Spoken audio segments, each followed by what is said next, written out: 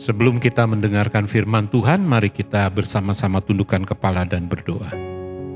Terima kasih Tuhan Yesus, pada kesempatan yang baik hari ini kami boleh kembali belajar dari firman Tuhan yang boleh meneguhkan iman kami dalam perjalanan kami sehari-hari.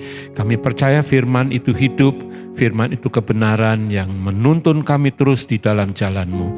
Berkati hamba-Mu yang menyampaikan dan setiap jemaat Tuhan yang mendengarkan firman Tuhan hari ini. Biar kasih karunia Tuhan turun ke atas kami, supaya kami dapat mengerti dengan hati kami, dengan pikiran kami, dan kami boleh mempraktekkan di dalam hidup kami. Kami percaya Tuhan bahwa firman-Mu itu benar. Di dalam nama Tuhan Yesus Kristus, semua kita yang siap mendengar firman Tuhan berkata, amin. Puji Tuhan. Selamat berjumpa kembali Bapak Ibu Saudara yang dikasihi oleh Tuhan dalam ibadah online pada hari ini. Hari ini tanggal 10 Mei tahun 2020. Kita bersyukur masih dapat belajar firman Tuhan di tengah-tengah kesulitan yang sedang kita hadapi. Saya percaya bahwa Tuhan menyertai kita semua. Mari kita akan bersama-sama menyatakan kesediaan kita, kesiapan kita untuk mendengar firman Tuhan. Kita berdiri bersama-sama dan mengangkat Alkitab kita. Mari, 1, 2, 3, ini Alkitabku, aku adalah seperti yang dikatakannya, aku memiliki apa yang dikatakannya, aku sanggup melakukan apapun yang dikatakannya. Hari ini aku akan diajarkan firman Tuhan, aku mengaku dengan yakin bahwa hatiku siap dan pikiranku menerima. Aku tidak akan pernah menjadi sama lagi. Aku adalah gereja yang hidup dan berbuah di dalam nama Tuhan Yesus. Amin. Silahkan duduk kembali. Puji Tuhan. Tema hari ini adalah pantang menyerah. Ya, pantang menyerah.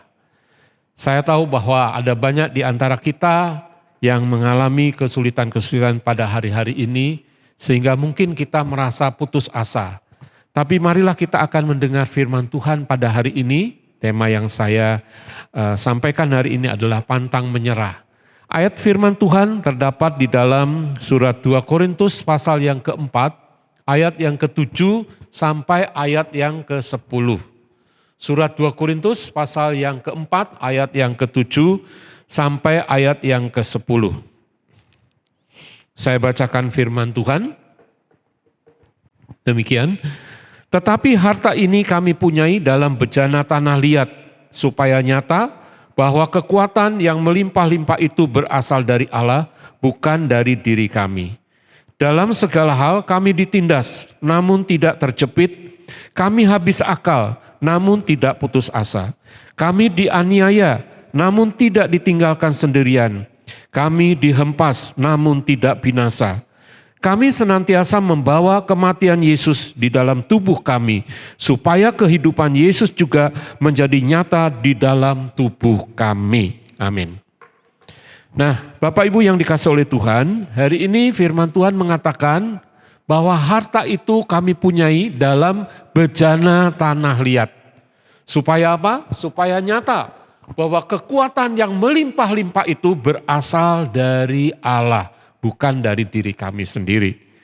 Nah, saya percaya ketika kita mendengar firman Tuhan ini akan menolong kita untuk kita jangan menyerah, jangan berputus asa dengan apapun yang terjadi di dalam hidup kita.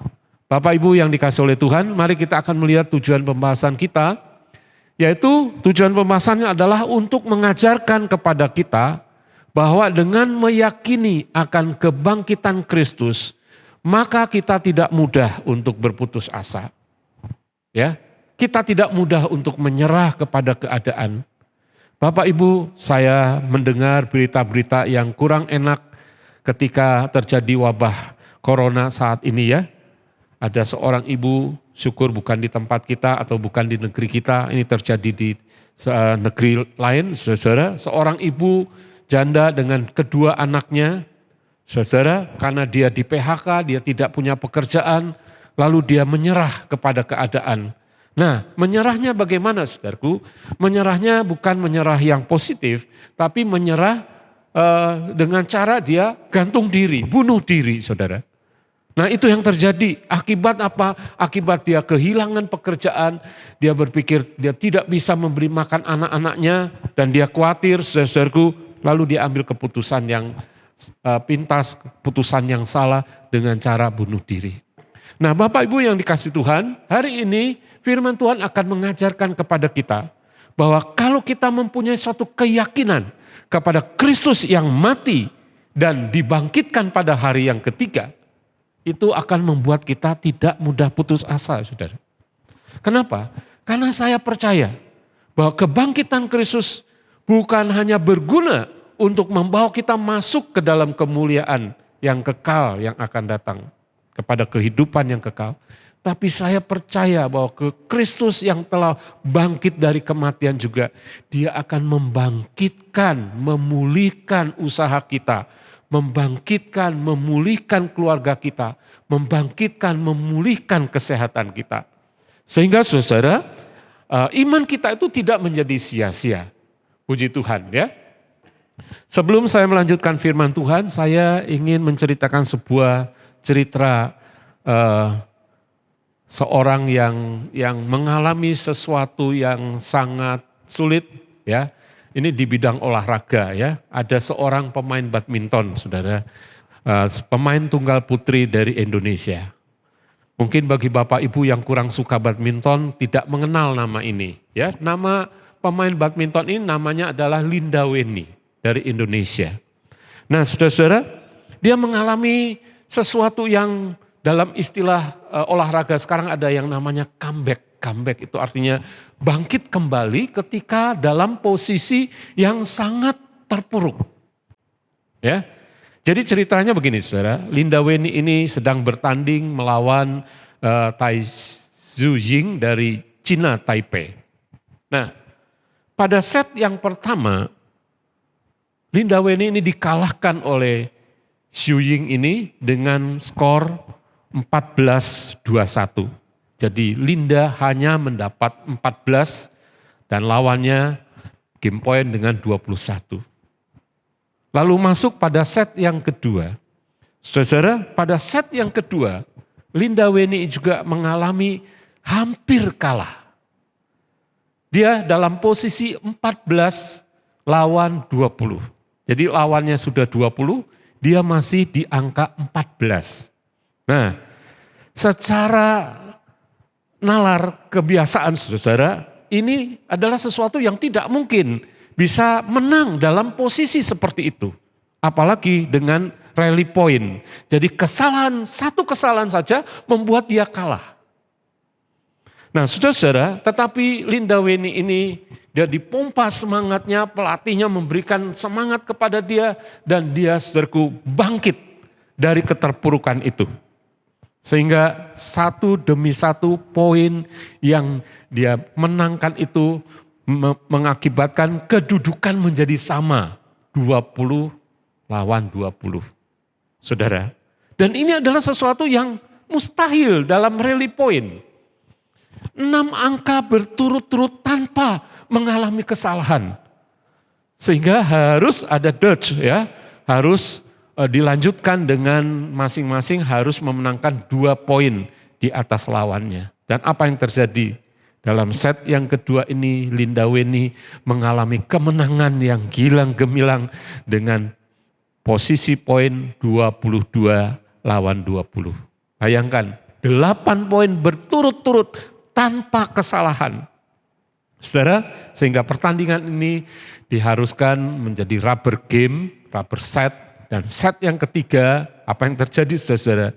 Linda Weni memenangkan set yang ketiga dengan skor 21-12. Dan di sini kita melihat saudaraku, ada sesuatu yang istilah olahraganya comeback. Ya, kembali kepada performance, penampilan yang prima. Meskipun secara jasmani atau secara nalar itu sudah di ujung tanduk. Dia hampir-hampir kalah. Dan rasanya juga lawannya juga udah habis pikir, kenapa dia tidak bisa mengalahkan, hanya tinggal 1 poin lagi. Tapi itulah yang terjadi saudara, pantang menyerah. Nah, di dalam pembahasan firman Tuhan hari ini, Rasul Paulus memberitahukan kepada kita melalui ayat-ayat yang tertulis di dalam surat 2 Korintus pasal yang keempat tadi. Ya, kita tahu bahwa Paulus adalah mantan penghujat Yesus. Paulus adalah mantan penganiaya murid-murid Yesus. Dan setelah dia bertobat dengan cara yang spektakuler, ia menjadi murid Yesus yang sangat militan. Ya, bahkan ia menjadi murid yang berani menyerahkan hidupnya kepada Yesus. Saudara, mengalami banyak hal di dalam hidupnya. Nah, karena itu mari kita akan lihat di dalam pembahasan firman Tuhan hari ini dari 2 Korintus pasal yang keempat. Kita akan membaca ayat 1 sampai ayat yang ke-13. 2 Korintus pasal yang keempat, ayat 1, oleh kemurahan Allah kami telah menerima pelayanan ini, karena itu kami tidak tawar hati. Tetapi kami menolak segala perbuatan tersembunyi yang memalukan, kami tidak berlaku licik dan tidak memalsukan firman Allah. Sebaliknya kami menyatakan kebenaran, dan dengan demikian kami menyerahkan diri kami untuk dipertimbangkan oleh semua orang di hadapan Allah. Jika Injil yang kami beritakan masih tertutup juga, maka ia tertutup untuk mereka yang akan binasa, yaitu orang-orang yang tidak percaya, yang pikirannya telah dibutakan oleh ilah zaman ini, sehingga mereka tidak melihat cahaya Injil tentang kemuliaan Kristus yang adalah gambar Allah. Sebab bukan diri kami yang kami beritakan, tetapi Yesus Kristus sebagai Tuhan, dan diri kami sebagai hamba-Mu karena kehendak Yesus. Sebab Allah yang telah berfirman, dari dalam gelap akan terbit terang, Dia juga yang membuat terangnya bercahaya di dalam hati kita, supaya kita beroleh terang dan pengetahuan tentang kemuliaan Allah yang nampak pada wajah Kristus. Tetapi harta ini kami punyai dalam bejana tanah liat, supaya nyata bahwa kekuatan yang melimpah-limpah itu berasal dari Allah, bukan dari diri kami. Dalam segala hal kami ditindas, namun tidak terjepit. Kami habis akal, namun tidak putus asa. Kami dianiaya, namun tidak ditinggalkan sendirian. Kami dihempas, namun tidak binasa. Kami senantiasa membawa kematian Yesus di dalam tubuh kami, supaya kehidupan Yesus juga menjadi nyata di dalam tubuh kami. Sebab kami yang masih hidup ini terus-menerus diserahkan kepada maut karena Yesus, supaya juga hidup Yesus menjadi nyata di dalam tubuh kami yang fana ini. Maka demikianlah maut giat di dalam diri kami dan hidup giat di dalam kamu. Amin. Nah, saudara-saudara, nanti bagian-bagian berikutnya saudara bisa membacanya sendiri di rumah. Dalam perikop ini Rasul Paulus bercerita tentang harta dalam bejana tanah liat. Ya, harta dalam bejana tanah liat. Saya akan membaginya menjadi 4 bagian dalam pembahasan kita pada hari ini, yaitu bagian yang pertama berbicara tentang harta. Harta sesuatu yang berharga, harta yang berharga. Nah, Bapak Ibu yang dikasih oleh Tuhan, seandainya saya bertanya kepada Bapak Ibu, apa harta yang paling berharga yang dimiliki oleh Bapak Ibu? Mungkin ada yang berpikir, oh, hartaku yang paling berharga adalah keluarga. Keluarga itu adalah harta yang paling berharga. Ada yang berkata kesehatan. Kesehatan itu nomor 1. Kesehatan itu adalah harta yang paling berharga. Apalah artinya kita punya uang banyak, punya segala sesuatu, tapi sakit-sakitan. Ya, jadi harta yang paling berharga adalah kesehatan. Oke, keluarga oke. Kesehatan oke.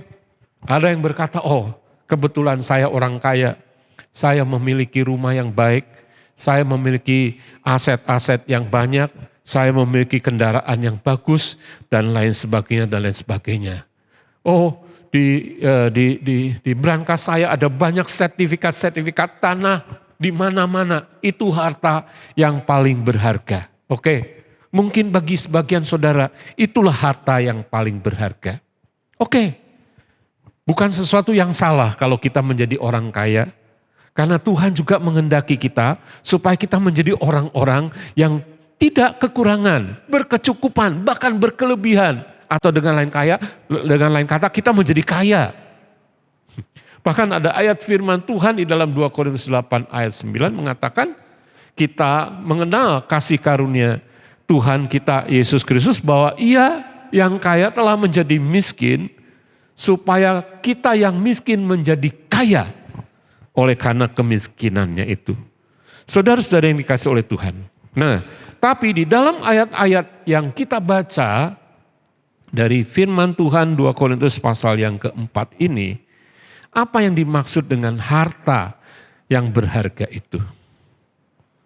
Saudara, ternyata Rasul Paulus berkata, kami dalam ayat 10, kami senantiasa membawa kematian Yesus di dalam tubuh kami, supaya kehidupan Yesus juga menjadi nyata di dalam tubuh kami.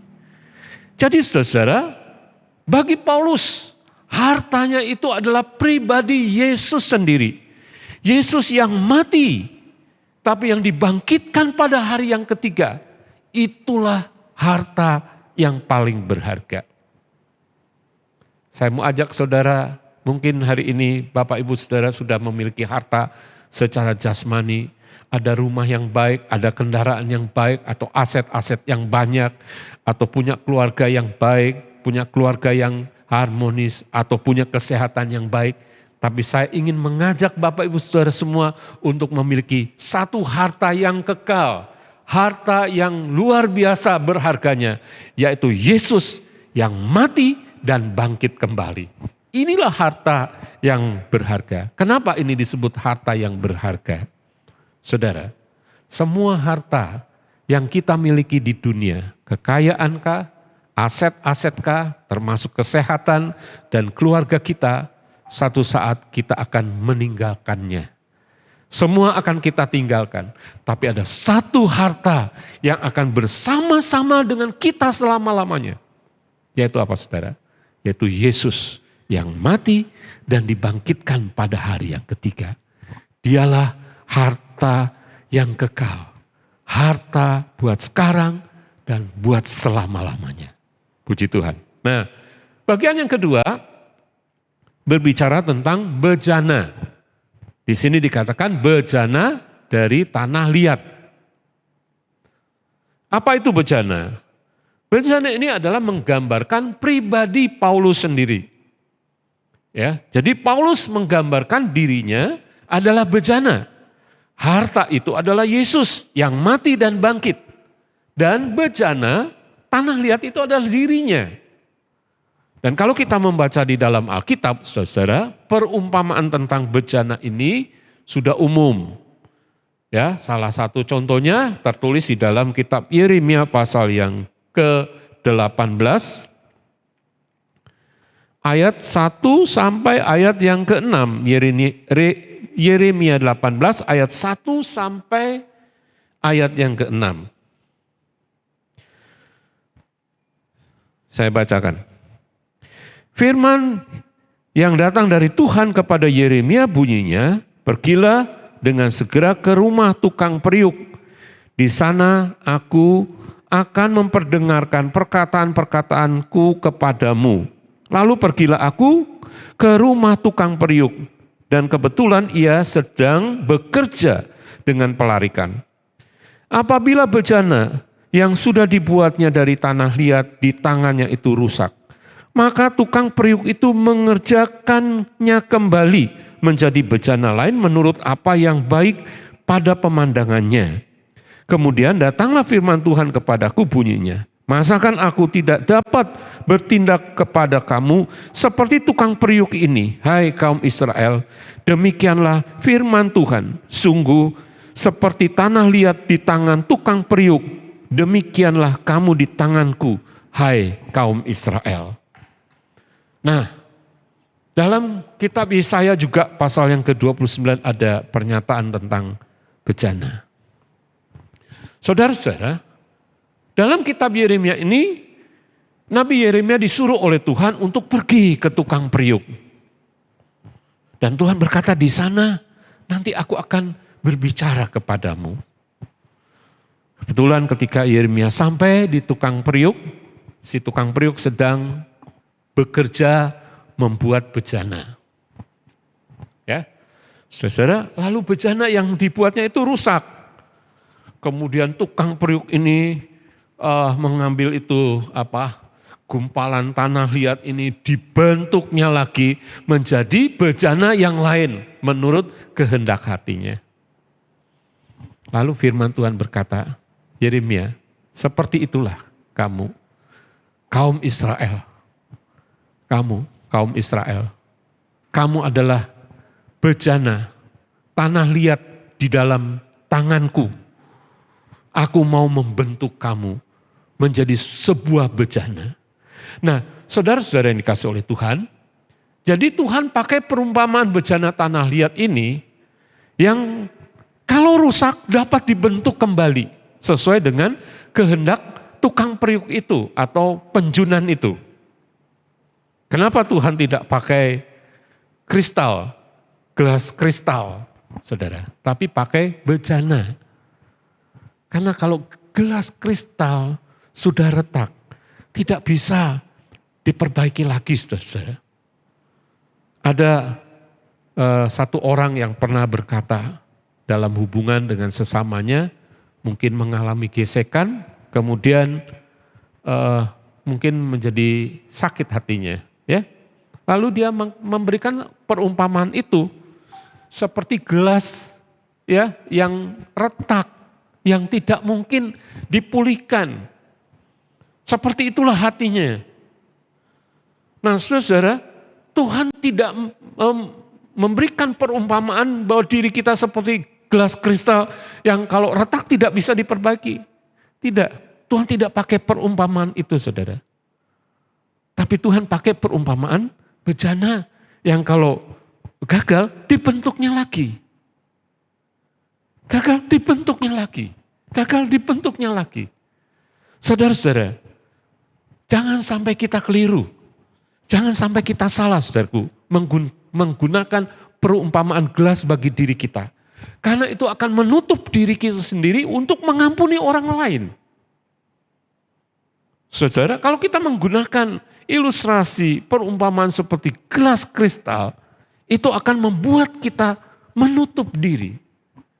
Mungkin bisa jadi ketika kita ada di dalam ibadah, kita bisa tersinggung dengan pernyataan hamba Tuhan, ya, atau firman Tuhan yang menegur kita bisa tersinggung. Dan kalau kita menjadi seperti kristal, kita mengumpamakan diri kita seperti gelas kristal, kita akan menutup diri dan kita akan berkata, aku sakit. Ada garis retak yang tidak mungkin diperbaiki lagi. Dan itu berbahaya buat kita, saudara. Kenapa? Karena Tuhan kan menyuruh kepada kita, ampunilah kesalahan orang lain, seperti aku juga mengampuni kamu. Nah, jadi kalau kita menggunakan perumpamaan gelas kristal, artinya kita bisa menutup diri kepada orang lain, kita bisa sakit hati kepada orang lain, dan berkepanjangan sakit hatinya, karena retakan itu tidak mungkin dipulihkan kembali, saudara. Dan itu akan merugikan diri kita sendiri.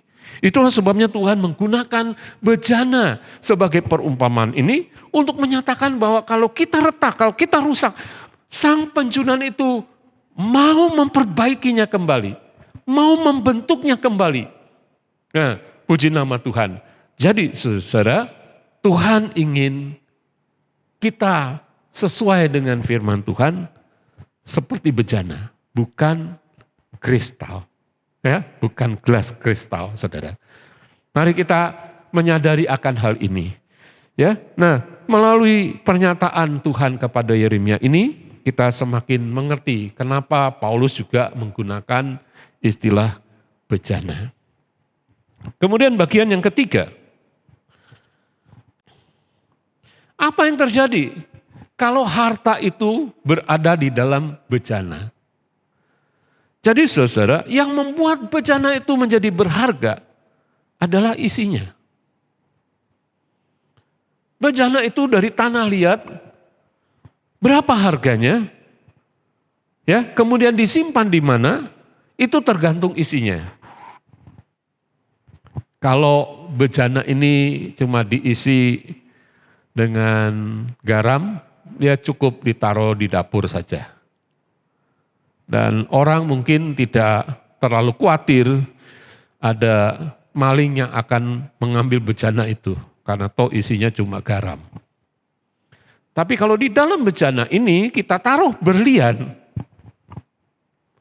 ya saya yakin saudara tidak akan menaruhnya di dapur. Saudara akan menyembunyikan atau menaruh di tempat yang aman bejana ini. Kenapa? Karena bukan karena bejananya, tetapi karena isi yang ada di dalam bejana itu. Nah, sama halnya saudara, ya. Rasul Paulus memberitahukan kepada kita, harta itu ada di dalam bejana. Dan apa akibatnya? Di dalam ayat-ayat tadi yang kita baca, dikatakan supaya nyata bahwa kekuatan yang melimpah-limpah itu berasal dari Allah, bukan dari diri kami. Nah, kemudian Paulus berkata di dalam 2 Korintus pasal yang keempat tadi, dikatakan, kami ditindas namun tidak terjepit. Kami habis akal namun tidak putus asa. Kami dianiaya, namun tidak ditinggalkan sendirian. Dan kami dihempas, namun tidak binasa. Pada intinya adalah bahwa meskipun ada masalah-masalah yang begitu berat menimpa, tapi aku tidak pernah putus asa, aku pantang menyerah. Saudara-saudara, kita bisa membaca misalnya di dalam 2 Korintus pasal yang ke-11, di situ Rasul Paulus melanjutkan dengan daftar kesukaran-kesukaran yang terjadi di dalam dirinya dalam ayat 22 sampai 33. Saya bacakan beberapa ayat saja ya. Dalam ayat 23 dikatakan, aku lebih banyak berjeri lelah, lebih sering di dalam penjara, didera di luar batas, kerap kali dalam bahaya maut. Ayat 24, 5 kali aku disesah orang Yahudi, setiap kali 40 kurang 1 pukulan. 3 kali aku didera, 1 kali aku dilempari dengan batu, dan itu hampir mati saudara ya. 3 kali aku mengalami karam kapal, sehari semalam aku terkatung-katung di tengah laut. Dalam perjalanan aku sering diancam bahaya banjir, bahaya penyamun, bahaya dari pihak orang Yahudi, bahaya dari pihak orang bukan Yahudi, bahkan di kota, bahaya di padang gurun, bahaya di tengah laut, ya, bahaya dari pihak saudara-saudara palsu dan lain sebagainya, saudara. Dan itu terjadi kepada Paulus. Dan Paulus berkata, aku tidak putus asa, aku tidak menyerah. Saudara yang dikasih oleh Tuhan, jadi kita melihat di sini, ketika harta itu ada di dalam diri kita, itulah kekuatan yang membuat kita bisa bertahan terhadap pencobaan apapun juga. Seperti 2 Korintus 4 ayat 7. Supaya nyata bahwa kekuatan yang melimpah-limpah itu berasal dari Allah, bukan dari diri kami. Jadi kalau Paulus kuat, Paulus kelihatan hebat, luar biasa, itu Paulus berkata itu adalah karena Tuhan yang memberi kekuatan kepadaku. Dia bisa merasakan bagaimana dulu sebelum dia menjadi orang Kristen, dia justru menjadi penganiaya orang Kristen. Ya, saat itu dia tanpa sadar, ya, tanpa memikirkan apa yang menjadi penderitaan orang lain, dia lakukan itu, saudara. Dan sekarang dia menerima perlakuan itu. Ya, mungkin dalam hati berpikir, ya dulu aku melakukan itu kepada orang-orang Kristen. Sekarang aku diperlakukan karena aku menjadi orang Kristen. Dia tidak menjadi tawar hati. Dia tidak menyerah.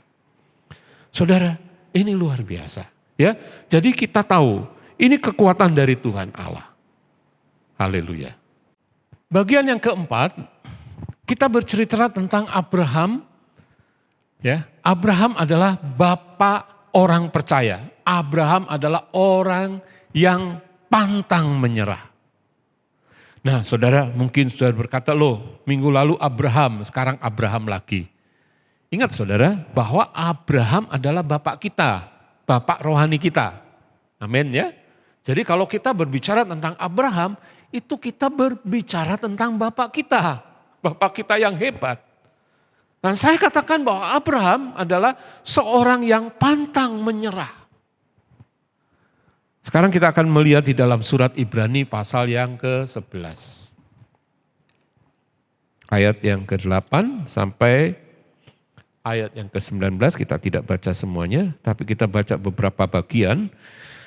Karena iman Abraham taat ketika ia dipanggil untuk berangkat ke negeri yang akan diterimanya menjadi milik pusakanya. Lalu ia berangkat dengan tidak mengetahui tempat yang ia tujui.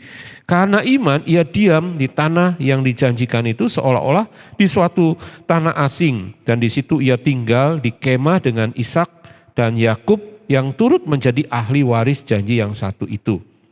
Sebab ia menanti-nantikan kota yang menjadi dasar yang direncanakan dan dibangun oleh Allah. Karena iman, ia juga dan Sarah beroleh kekuatan untuk menurunkan anak cucu walaupun usianya sudah lewat. Karena ia menganggap dia yang memberikan janji itu setia. Itulah sebabnya maka dari satu orang, malahan dari orang yang telah mati pucuk, terpancar keturunan besar seperti bintang di langit dan seperti pasir di tepi laut yang tidak terhitung banyaknya. Dalam iman mereka ini semua telah mati sebagai orang-orang yang tidak memperoleh apa yang dijanjikan itu. Tetapi yang hanya dari jauh melihat dan melambai-lambai kepadanya dan yang mengakui bahwa mereka adalah orang asing dan pendatang di bumi ini. Sebab mereka yang berkata demikian menyatakan bahwa mereka dengan rindu mencari suatu tanah air.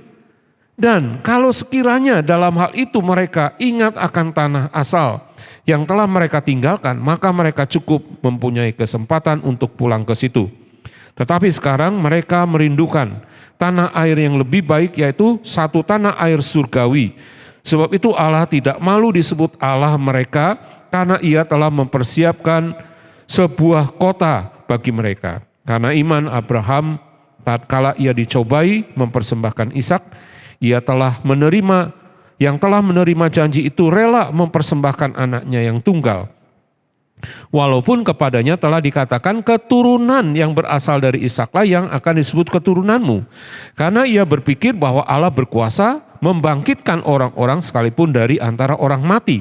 Dari sana ia seolah-olah telah menerimanya kembali. Nah, saudara, bagian yang keempat kita cerita tentang Abraham lagi. Abraham adalah orang yang pantang menyerah. Tapi saya tahu bahwa kekuatan yang dimiliki oleh Abraham sama seperti yang dikatakan Paulus, itu berasal dari Tuhan, bukan dari dirinya sendiri.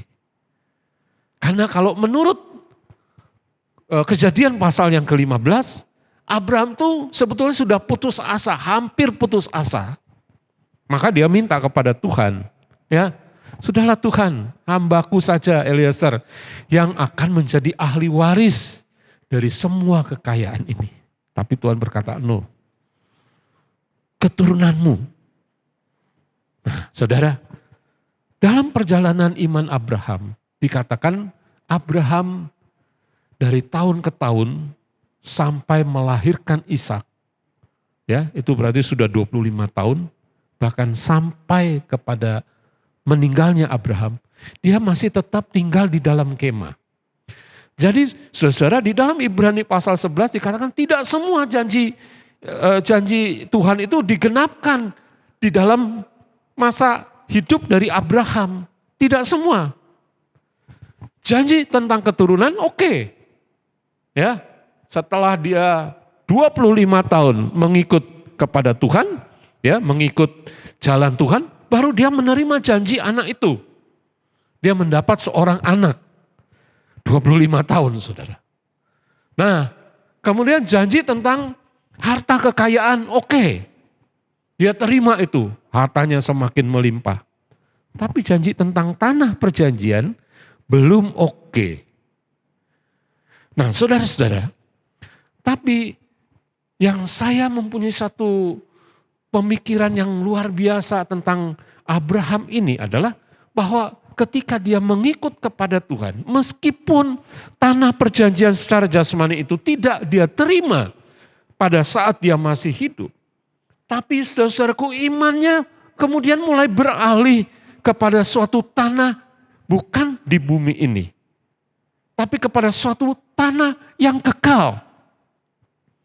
Nah, saya berharap bahwa setiap kita yang percaya kepada Tuhan dan mengikuti iman Abraham, jangan sampai fokus kita kepada apa yang di bumi.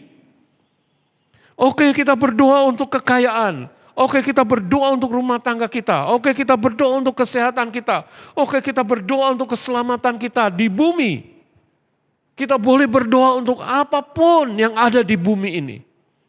Tapi saudara yang dikasih Tuhan, saya rindu bahwa iman kita bukan hanya berfokus kepada apa yang di bumi. Sama seperti Abraham, imannya sekarang mulai berfokus kepada apa yang dijanjikan oleh Tuhan yang kekal di surga. Itulah sebabnya di dalam ayat yang ke-15 dan 16, dan kalau sekiranya dalam hal ini mereka ingat tanah asal yang telah mereka tinggalkan, maka mereka cukup mempunyai kesempatan untuk pulang ke situ. Tapi mereka tidak melakukan itu, saudara. Jadi sebetulnya Abraham kalau berpikir secara manusiawi, berpuluh-puluh tahun dia tidak mendapat tanah perjanjian itu. Bisa jadi kalau dia tidak punya iman yang benar kepada Tuhan, dia akan kembali ke Ur-Kasdim atau ke Haran dulu, ke Ur-Kasdim. Kembali ke keluarganya yang lama atau ke penyembahannya yang lama. Nah, tapi dikatakan meskipun dia punya kesempatan untuk balik ke sana, dia tidak melakukan itu, saudara. Karena dia sekarang punya pikiran fokusnya bukan ke bumi lagi, tapi fokusnya kepada surga. Saya berdoa kepada Tuhan supaya fokus hidupmu bukan hanya kepada apa yang di bumi ini. Oke, mungkin kita berjuang keras ya sebagai suami, sebagai kepala keluarga, sebagai orang tua, kita berjuang, berusaha keras untuk anak-anak kita, untuk kesejahteraan keluarga kita. Good. Oke. Tapi saudaraku, iman kita itu seharusnya membawa kita step by step, setahap demi setahap beralih kepada kekekalan. Nah, itu iman Abraham, saudara. Jadi Abraham ini, saudaraku, meskipun dia mengalami banyak pencobaan, termasuk dia harus mempersembahkan anaknya Ishak, itu tidak masalah. Dia tidak kembali ke negeri asalnya. Luar biasa bukan? Nah, ini yang harus kita ikuti, saudara. Puji nama Tuhan. Jadi Abraham itu adalah bapak kita. Ketika kita meniru iman Abraham, kita juga satu saat akan sampai kepada Abraham. Seperti yang diceritakan di dalam Injil Lukas tentang seorang yang bernama Lazarus itu ya. Ketika dia meninggal, dia dibawa oleh malaikat-malaikat ke pangkuan Abraham. Nah, puji Tuhan ya. Saudara, jadi kita melihat ini, dalam masa penantian ini, kita perlu mempunyai iman yang teguh, saudara. Banyak masalah terjadi di dalam hidup kita hari-hari ini. Tapi percayalah, kalau Yesus yang mati dan bangkit kembali menjadi harta milik kita, itulah yang akan memberi kekuatan kepada kita menghadapi pencobaan-pencobaan di dalam dunia ini. Puji Tuhan. Nah, baik saudara, bagian penerapan. Ya, sadarilah bahwa kita adalah bejana tanah liat yang satu saat akan lenyap. Ya, harga diri kita di hadapan Tuhan tergantung apa isinya kita. Apakah isinya adalah Kristus yang mati dan bangkit? Atau isinya hanya harta jasmani, aset-aset jasmani? Atau enggak punya apa-apa bahkan? Enggak punya Kristus, enggak punya harta jasmani juga. Waduh, ini susah ya saudara ya. Sudah enggak punya harta jasmani, enggak punya harta rohani. Tapi pastikan hari ini bahwa setiap kita memiliki Kristus yang mati dan dibangkitkan pada hari yang ketiga. Itu adalah harta yang kekal. Saudara, jika Kristus ada di dalam diri kita, itulah yang berharga sekarang dan sampai yang akan datang selama-lamanya. Haleluya. Tuhan memberkati kita semua. Mari kita baca kembali penutupnya dari 2 Korintus 4 ayat 7 sampai 10. Saya berharap ini ayat direnungkan hari-hari ini dan akan memberikan kekuatan kepada kita semua. Mari kita membacanya. 1, 2, 3. Tetapi harta ini kami punyai dalam bejana tanah liat, supaya nyata bahwa kekuatan yang melimpah-limpah itu berasal dari Allah, bukan dari diri kami. Dalam segala hal kami ditindas, namun tidak terjepit. Kami habis akal, namun tidak putus asa. Kami dianiaya, namun tidak ditinggalkan sendirian. Kami dihempaskan, namun tidak binasa. Kami senantiasa membawa kematian Yesus di dalam tubuh kami, supaya kehidupan Yesus juga menjadi nyata di dalam tubuh kami. Amin. Amin. Amin. Mari kita datang kepada Tuhan. Kita akan berdoa kepada Tuhan. Saudara, yakinlah bahwa kalau Yesus yang telah mati dan bangkit ada di dalam diri kita menjadi harta kita, itulah yang menjadi sumber kekuatan bagi kita semua. Kita tidak akan pernah menyerah kepada apapun juga, tetapi kita menyerah kepada Dia, Kristus yang hidup, yang telah menang atas kematian. Haleluya, haleluya, haleluya. Terima kasih Tuhan.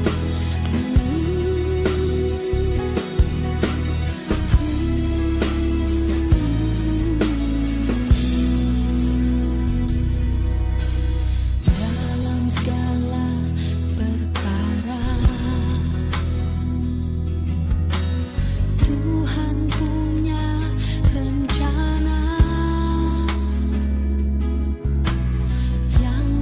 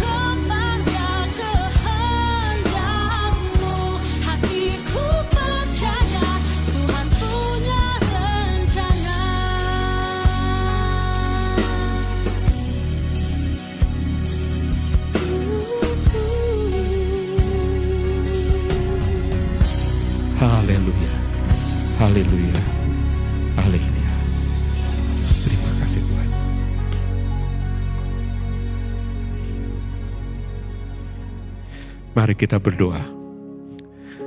Terima kasih Tuhan buat firman-Mu pada hari ini. Sungguh luar biasa Tuhan, Engkau memberikan kabar baik kepada kami pada hari ini. Bahwa Kristus yang telah mati dan dibangkitkan pada hari yang ketiga itu dapat dimiliki oleh kami. Siapapun kami Tuhan. Karena itu kami menerima Engkau di dalam hati kami. Yesus, masuklah di dalam setiap hati kami, menjadi harta kami yang paling berharga di dalam hidup kami. Kami percaya itulah yang menjadi kekuatan kami menjalani hari-hari kami yang berbahaya, yang sukar ini Tuhan. Kami percaya bersama dengan Engkau, kami dapat menanggulangi segala masalah. Bersama dengan Engkau, kami menjadi kuat. Bersama dengan Engkau, kami menang. Terima kasih Bapa. Kami berdoa untuk setiap keluarga dimanapun berada hari ini Tuhan. Kiranya anugerah kekuatan yang baru Tuhan karuniakan kepada setiap kami. Baik kepada suami, istri, kepada anak-anak, kepada orang tua. Tuhan karuniakan kesehatan jasmani dan rohani. Berkati setiap usaha pekerjaan kami. Berkati anak-anak kami yang harus belajar di rumah juga. Terima kasih Tuhan, kami percaya Engkau akan membimbing setiap kami pada jalan-Mu dan pada akhirnya kami akan menjadi pemenang-pemenang. Terima kasih, terpujilah nama-Mu Tuhan. Tak lupa kami berdoa untuk kota kami Semarang. Tuhan juga lindungi, Tuhan juga berkati, Tuhan juga singkirkan segala virus-virus yang berbahaya ini dari kota kami Semarang. Berikan Tuhan kepada para tim medis untuk dapat menanggulangi semua orang-orang yang harus ditangani. Tuhan akan memberikan pertolongan yang nyata. Dan bagi kami yang sehat supaya tidak terjangkit virus ini Tuhan. Terima kasih Bapa. Bahkan bagi negara kami Indonesia, Tuhan berkati para pemimpin, para menteri dan semua Tuhan petugas-petugas yang menangani Tuhan kesehatan ini. Tuhan memberikan hikmat dan memberikan kebijaksanaan dan memberikan Tuhan pencerahan-pencerahan supaya virus ini segera terlewati di negara kami ini, sehingga Tuhan kondisi negara kami ini aman kembali seperti sedia kala dan kami akan beraktivitas kembali seperti sedia kala. Terima kasih Tuhan, terpujilah nama-Mu kekal selama-lamanya. Di dalam nama Tuhan Yesus Kristus kami mengucap syukur dan berdoa. Semua kita yang percaya dan mengasihi Tuhan berkata, amin. Amin.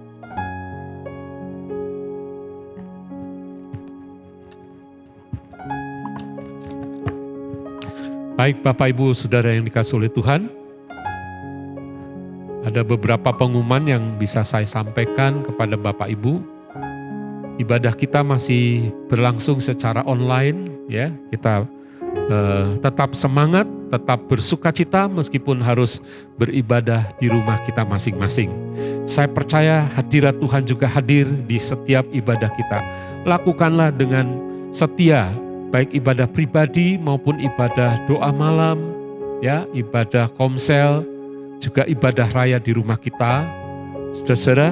Dan jangan lupa ambil sikap yang sopan, yang baik, seperti ketika kita datang ke rumah Tuhan. Ya, pakailah pakaian yang baik ketika kita beribadah. Dan saya percaya ketika kita menghormati Tuhan di dalam ibadah kita, saya percaya Tuhan memberkati kita. Amin ya. Bapak Ibu, bagi yang ingin memberikan persembahan, seperti biasa Bapak Ibu bisa memberikannya lewat amplop-amplop persembahan dan kemudian bisa diserahkan ke PKS masing-masing. Kemudian juga yang mentransfer via akun bank bisa mentransfernya, ya, baik itu persembahan kolekte, persembahan persepuluhan atau pembangunan. Bapak Ibu ketika mentransfer mohon diberikan berita ya supaya pencatatannya menjadi jelas. Baik Bapak Ibu, Tuhan memberkati kita semua. Mari kita akan mengakhiri ibadah kita akan sama-sama berdiri dan kita akan berdoa.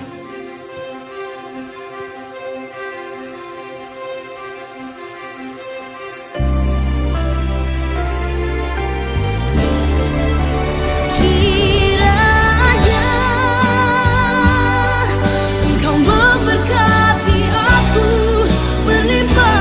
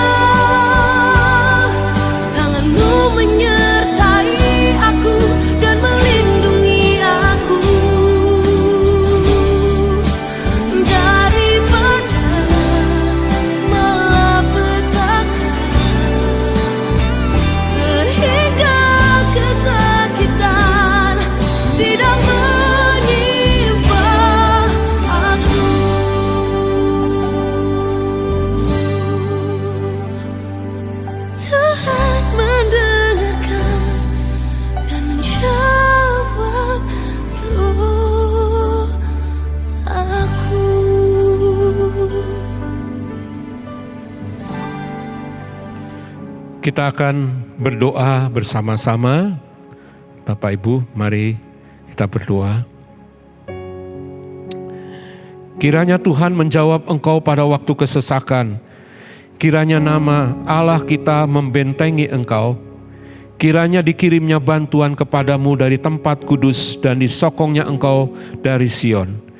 Kiranya diingatnya segala korban persembahanmu dan disukainya korban bakaranmu. Kiranya diberikannya kepadamu apa yang kau kehendaki dan dijadikannya berhasil apa yang kau rancangkan. Kami mau bersorak-sorai tentang kemenanganmu dan mengangkat panji-panji demi nama Allah kita. Kiranya Tuhan memenuhi segala permintaanmu.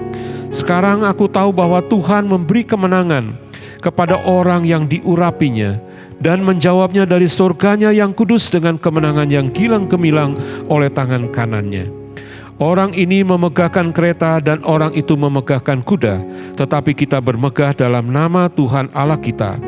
Mereka rebah dan jatuh, tetapi kita bangun, berdiri, dan tetap tegak. Ya Tuhan, berikanlah kemenangan kepada kami. Jawablah kiranya kami pada waktu kami berseru kepadamu. Diberkatilah engkau pada waktu masuk dan diberkatilah engkau pada waktu keluar. Dan Tuhan memerintahkan berkat di dalam lumbungmu dan di dalam segala usahamu. Tuhanlah yang menetapkan kita untuk menjadi umatnya yang kudus. Dan Tuhan melimpahi kita dengan segala kebaikannya. Tuhan mengangkat kita menjadi kepala dan bukan ekor. Dan kita akan tetap naik bukan turun. Terpujilah Tuhan kekal selama-lamanya. Mari kita mengangkat kedua tangan kita, menadahkannya kepada Tuhan. Tuhan memberkati engkau dan melindungi engkau. Tuhan menyinari engkau dengan wajahnya dan memberi engkau kasih karunia. Tuhan menghadapkan wajahnya kepadamu dan memberi engkau damai sejahtera di dalam nama Bapa, Putra, dan Roh Kudus, yaitu dengan nama Tuhan Yesus Kristus. Semua kita yang percaya dan mengasihi Tuhan sama-sama katakan amin, amin, amin. Tuhan memberkati kita semua. Sampai jumpa kembali pada kesempatan yang akan datang.